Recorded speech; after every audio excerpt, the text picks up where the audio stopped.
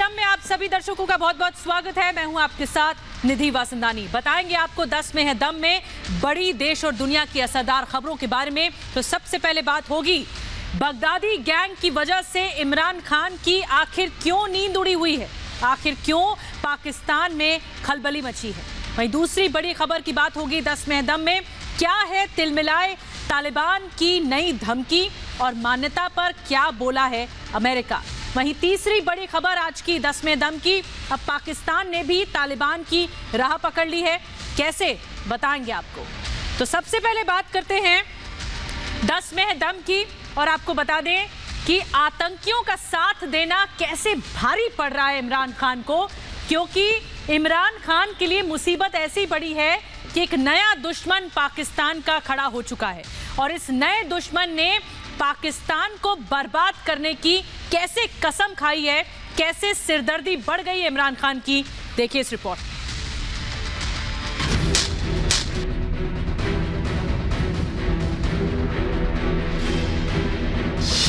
Baghdadi gang के ऐलान से उड़ी इमरान की नींद।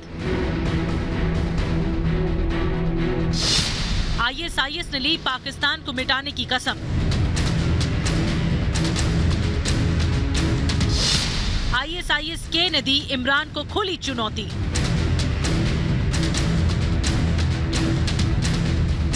तालिबान का साथ देकर इमरान खान आतंक के जाल में इस कदर फंसते जा रहे हैं कि हर गुजरते दिन के साथ पाकिस्तान की मुसीबतें बढ़ती जा रही हैं। तालिबान समर्थित तहरीके तालिबान पाकिस्तान तो पहले से ही पाकिस्तान के लिए सिरदर्द बना हुआ था, तो वहीं दूसरी तरफ अफगानिस्तान की बदहाली के लिए इमरान सरकार को जिम्मेदार ठहराते हुए बगदादी के शैतानों ने पाकिस्तान को बर्बाद करने की कसम खा ली है।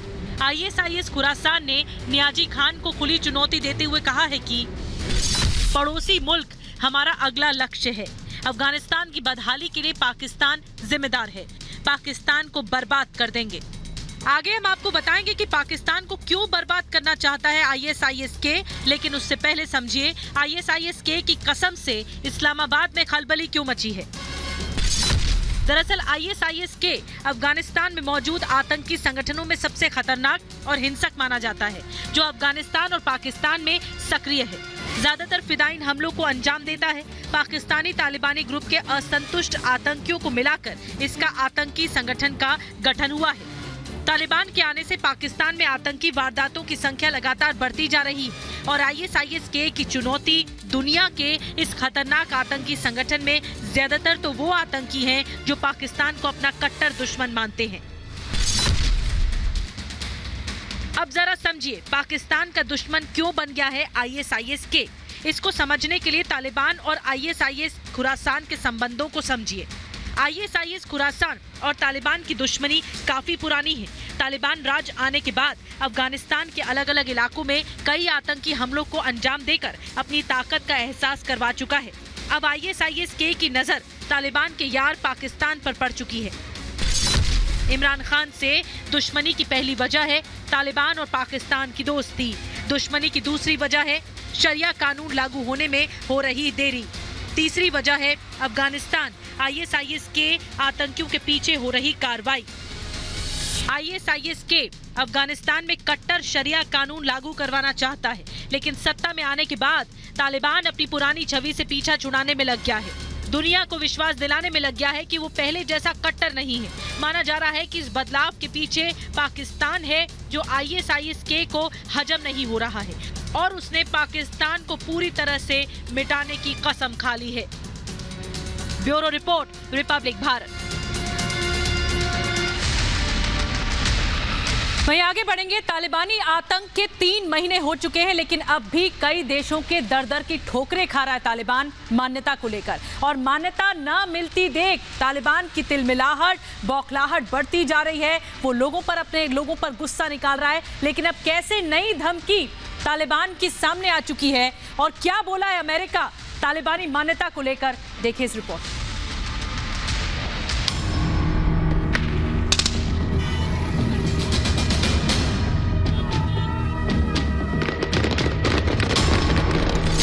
मान्यता दो या भुगतो अंजाम।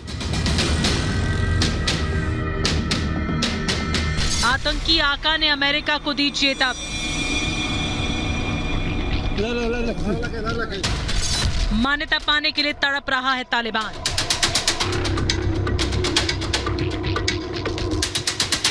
मान्यता मिलने में हो रही देरी की वजह से तालिबान बेचैन हो उठा है। बेचैनी से तालिबान की तिलमिलाहट इस कदर बढ़ने लगी है कि वो अमेरिका को धमकाने लगा है। तालिबान ने चेतावनी देते हुए कहा है कि अमेरिका के लिए हमारा संदेश है कि अगर हमें मान्यता नहीं मिलती तो अफगानिस्तान की समस्याएं भी जारी रहेंगी। ये इस क्षेत्र की समस्या है और धीरे धीरे दुनिया की समस्या बन सकती है। मान्यता मिलना अफगानी जनता का अधिकार है। सुना आपने, क्या कह रहा है तालिबान? बंदूक के बल पर अफगानिस्तान में राज करेगा, लेकिन मान्यता देने के लिए दुनिया को धमका रहा है। काबुल की सड़कों को तालिबानी आतंकी खून से लहूलुहान कर रहे हैं, लेकिन तालिबान के आतंकी आका दुनिया से अपना हक मांग रहे हैं। जाहिर है, मान्यता मिलने में हो रही देरी की वजह से तालिबान का सब्र जवाब देने लगा है, अपने पुराने राह पर लौटने लगा है। सबूत है ये तस्वीरें। शादी समारोह में बरसाई गोलियां। अफगानिस्तान के नांगरहार प्रांत से आई ये तस्वीरें तालिबान की हैं। हैवानियत की बिल्कुल नई गवाह।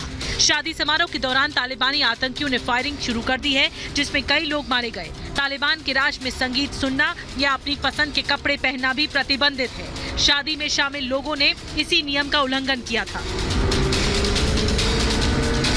एक तरफ खून खराबा जारी है तो दूसरी तरफ नए आतंकी आका नए अफगानिस्तान को मान्यता दिलाने के लिए दुनिया भर के देशों को धमका रहे हैं। मतलब साफ है कि आतंक और आतंकियों से नाता नहीं तोड़ेंगे, लेकिन तालिबान को मान्यता चाहिए ताकि अपने आर्थिक हालात को सुधारा जा सके। अब जरा समझिए, मान्यता पाने के लिए तालिबान क्यों तड़प रहा है। दरअसल मान्यता मिलने में हो रही देरी की वजह से आर्थिक संकट गहराता जा रहा है। विदेशों में मौजूद अरबों खरबों रुपए की संपत्ति फ्रीज हो रही है। किसी तरह की विदेशी सहायता नहीं मिल पा रही है। IMF ने फंड देने से मना कर दिया है। खजाना पूरी तरह से खाली हो गया है। तालिबान को अब तक किसी देश से मान्यता नहीं मिली है। सबसे करीबी माने जाने वाले पाकिस्तान और चीन ने भी चुप्पी साध रखी है। मान्यता को लेकर अमेरिका भी साफ कर चुका है कि फिलहाल मान्यता नहीं देगा, लेकिन मानवीय सहायता जारी रहेगी। वहीं तालिबान को लेकर रूस ने भले ही नरम तेवर अख्तियार कर रखे हों, लेकिन पुतिन साफ कह चुके हैं कि तालिबान को मान्यता देने को लेकर कोई जल्दबाजी नहीं है। सबसे ज्यादा हैरान कर रही है चीन और पाकिस्तान की चुप्पी। पाकिस्तान वही देश है जो तालिबान को मान्यता देने को लेकर दुनिया भर के देशों से गुहार लगा चुका है, लेकिन खुद चुप्पी साध रखी है। हाल ही में तालिबानी अधिकारियों ने चीन के वरिष्ठ नेताओं से मुलाकात की, लेकिन मान्यता देने को लेकर बात नहीं बन सकी। Bureau report, Republic Bharat. वहीं इमरान खान भी तालिबान की राह पर निकल चुके हैं। लगातार अल्पसंख्यकों पर निशाना साधा जा रहा है, उनके साथ अत्याचार हो रहा है, उनके खिलाफ प्रताड़ना हो रही है। इमरान खान पर आरोप लग रहे हैं कि वो कुछ नहीं कर रहे अल्पसंख्यकों की रक्षा के लिए। वहीं ये सवाल भी उठता है कि जो देश में रहकर पाकिस्तान के पक्ष की बात करते हैं, मानवाधिकारों की बात करते हैं, आज उन लोगों ने चुप्पी क्यों साध रखी है।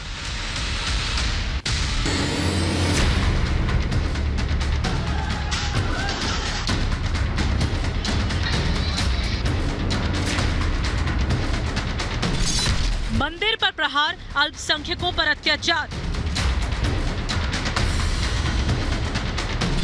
सामने आई इमरान सरकार की तालिबानी सोच।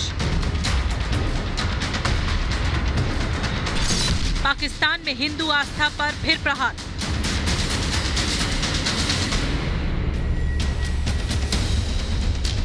देख लो इमरान, देख लो बाजवा, पाकिस्तान में क्या हो रहा है। अल्पसंख्यकों को निशाना बनाया जा रहा है, मंदिरों में तोड़फोड़ की जा रही है और हुक्मरान तमाशबीन बने हुए हैं। पाकिस्तान के सिंध प्रांत की ये तस्वीरें चीख चीख कर गवाही दे रही हैं कि पाकिस्तान में कट्टरपंथियों की मनमानी अपने चरम पर पहुंच चुकी है। ये तस्वीर है सिंध प्रांत की, जहां दिन दहाड़े मंदिर में घुसकर तोड़फोड़ की गई।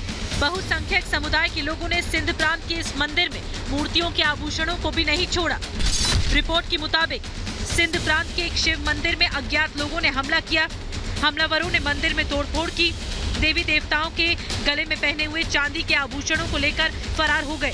चोरी हुए सामान की कीमत 20 से 25 लाख रुपए बताई जा रही है। सिंध के कोटली, जहां पे निरंतर माइनॉरिटीज के ऊपर हमला होता है, क्योंकि यहाँ पे बहुत गरीब और रोजमर्रा का काम करने वाले लोग रहते हैं, इनकी बेटियां जबरन अगवा की जाती हैं।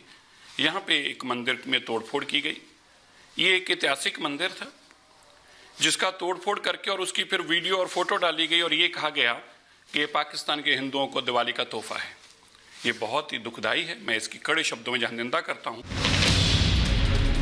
इमरान खान सरकार दावा कर रही है कि पाकिस्तान के सभी मंदिरों की सुरक्षा बढ़ा दी गई है। अल्पसंख्यकों और मंदिरों पर हमला करने वालों को नहीं बख्शा जाएगा। वहीं सामने आ रही है हमले, तोड़फोड़ और चोरी की घटनाएं इमरान के सरकारी दावों की पोल खोल रही है। घटना के बाद स्थानीय लोगों में काफी आक्रोश रहा, लेकिन स्थानीय प्रशासन लीपापोती में जुटा है। 2 महीने पहले पाकिस्तान के सिंध प्रांत में ही जन्माष्टमी के मौके पर श्री कृष्ण मंदिर में तोड़फोड़ की गई थी और अब दिवाली से ठीक पहले एक बार फिर मंदिरों को निशाना बनाया जा रहा है। भारत के विदेश मंत्री श्री जयशंकर जी से आग्रह करता हूं कि तुरंत पाकिस्तान के अपने काउंटर पार्ट से बात करें। और निरंतर ये जो घटनाएं रुकने का नाम नहीं ले रही, वहाँ की जबरन बेटियों को भी उनका धर्म बदला जाता है निकाह करके, खास तौर पर सिंध के इस गरीब इलाके में बहुत ज्यादती हो रही है माइनॉरिटीज के ऊपर, उनका ये मसला हल कराएं। और खास तौर पर जो ये मंदिर पे हमला हुआ है, इसके कड़े शब्दों में निंदा करते हुए कहना चाहता हूँ, तुरंत वहाँ की पाकिस्तान की सरकार इन लोगों के खिलाफ कार्रवाई करे। पाकिस्तान से पहले बांग्लादेश में भी दुर्गा पूजा के दौरान पंडालों को निशाना बनाया गया था।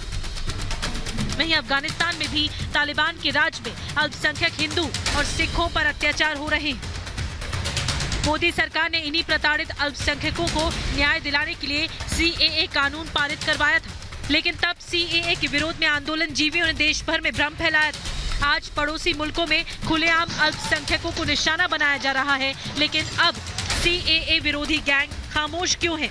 नागरिकता कानून के विरोध में महीनों सड़क घेर कर बैठने वाले लोगों ने आज अपनी जुबान क्यों सिल ली है? न ही मानवाधिकार की बात करने वाले कोई कुछ बोल रहा है। Bureau report, Republic Bharat.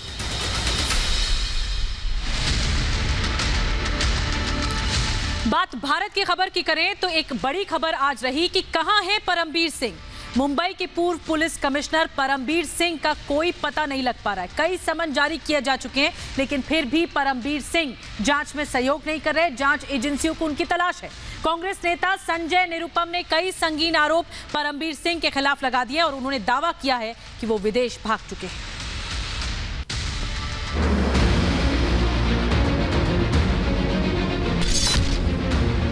ये व्यक्ति 6 महीने तक लगातार अपराध करने के बाद चंडीगढ़ में रहा, हिंदुस्तान में रहा। मुंबई पुलिस ने कोई एक्शन लिया ही नहीं। वांटेड परमबीर की लुका छिपी होगी खत्म। मिल गया लापता परमबीर का पता।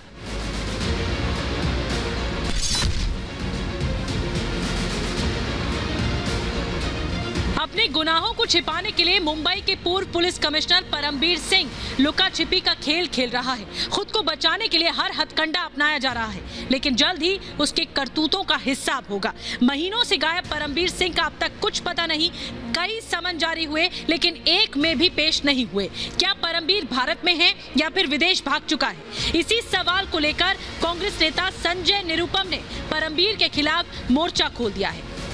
खुद परमबीर सिंह एक बहुत बड़ा एक्सटॉर्शन रैकेट चलाता था और उसके खिलाफ 5 FIR है। 5 FIR के बावजूद अभी तक मुंबई पुलिस उसको पकड़ नहीं पाई और जहां तक मेरी जानकारी, मुंबई पुलिस ने शायद कोर्ट में ये कहा है कि वो फरार है। संजय निरुपम के मुताबिक परमबीर सिंह बेल्जियम में छिपा बैठा है। अगर संजय निरुपम के दावे को सच मान ले तो सवाल उठता है कि देश से बाहर निकला, भारत से निकलकर बेल्जियम तक कैसे पहुंच गया? तो इतनी चाक चौबंद सुरक्षा के बीच परमबीर सिंह भागा कैसे? या उसको भागने दिया गया? उसको किस तरह का सेफ पैसेज दिया गया? जो मेरे पास जानकारी आई है, मेरे पास निश्चित तौर पर कोई, मैं सरकार का हिस्सा नहीं हूं, इसलिए मेरे पास कोई इंटेलिजेंस ब्यूरो की कोई ऑफिशियल रिपोर्ट तो नहीं है, लेकिन जो चर्चा है, जो चारों तरफ से बातें आ रही हैं, उसके हिसाब से वो नेपाल होते हुए यूरोप चला गया। पूर्व पुलिस कमिश्नर परमबीर सिंह इस साल 4 मई से छुट्टी पर चल रहे हैं। इसके बाद वो 2 बार अपनी छुट्टी बढ़वा भी चुके हैं। लेकिन अब अदालत के आदेश के बाद मुंबई पुलिस परमबीर सिंह को गिरफ्तार करने के मिशन में लग गई है। अब देखना यह है कि परमबीर कानून के शिकंजे से कब तक बच पाते हैं। ठाणे मजिस्ट्रेट कोर्ट से गैर जमानती वारंट जारी हो चुका है। जांच एजेंसियां समन भेज चुकी हैं। उसके बाद भी कोई पता नहीं परमबीर सिंह का। परमबीर सिंह पर वसूली के आरोप लगे और उसके बाद उनका ट्रांसफर किया गया। फिर वसूली कांड में अनिल देशमुख की कुर्सी गई और इस मामले में अब जांच एजेंसियां परमबीर सिंह से पूछताछ करना चाहती हैं। Bureau report, Republic Bharat. तो लुका छिपी का खेल चल रहा है। परमबीर सिंह के खिलाफ 5 एफआईआर हैं, लेकिन मुंबई पुलिस परमबीर सिंह को पकड़ नहीं पा रही है। इसी के साथ 10 में दम में आज के लिए बस इतना।